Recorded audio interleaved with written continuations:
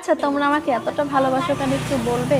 পাগল করে দিয়েছো আমাকে তোমরা সবাই। যে আপু তুমি গ্রামে গিয়েছো, তোমরা গরু কিনোনি, আমাদেরকে একটু দেখাও। বিশ্বাস করো, এই না তোমাদেরকে গরুটা আমি দেখাইতে চাইছিলাম। তার কারণ হচ্ছে অনেক ছোট মন মানসিকতার মানুষ আছেন এই প্ল্যাটফর্মে, যারা মানুষের ভালোটাকে হজম করতে পারে না বা মানুষের ভালো কিছু দেখলে তাদের অ্যালার্জি উঠে যায়। আর কোরবানির গরু অবশ্য না দেখানোই ভালো। তবুও তোমাদের রিকোয়েস্টই আমি দেখালাম। এটা হচ্ছে আমাদের কোরবানির গরু, আর গরুটা কেমন হয়েছে তোমরা অবশ্যই বলবে। আমার কাছে কিন্তু আলহামদুলিল্লাহ আল্লাহ তাআলা আমার তৌফিকে যেটা দিয়েছে আমি সেটা দিয়েছি, তবে গরুটা অনেক অনেক অনেক সুন্দর লেগেছে। হ্যাঁ ভাই, তোমরা যারা আমার মাথাটা পাগল করে দিচ্ছ যে আপনি বাবার বাড়িতে কোরবানি দেন না শ্বশুর বাড়িতে দেন, আমি কিন্তু আগের ভিডিওতে বলে দিয়েছি যে আমি আমার বাবার বাড়িতেও আমার সামর্থ্য অনুযায়ী কোরবানি দেওয়ার চেষ্টা করি, শ্বশুর বাড়িতে কোরবানি দেওয়াটা তো আমার একটা দায়িত্বের মধ্যেই পড়ে। আমার না রে ভাই, আমার স্বামী। হ্যাঁ, তোমাদেরকে ছোট্ট করে একটা কথা বলি, তোমরা অনেকেই আমাকে না বুঝে শুনে অনেক বাজে মন্তব্য করো। তোমরা আমাকে বাজে মন্তব্য করে কখনো এটা ভাববে না যে হয়তো আমাকে একটু তোমরা হার্ট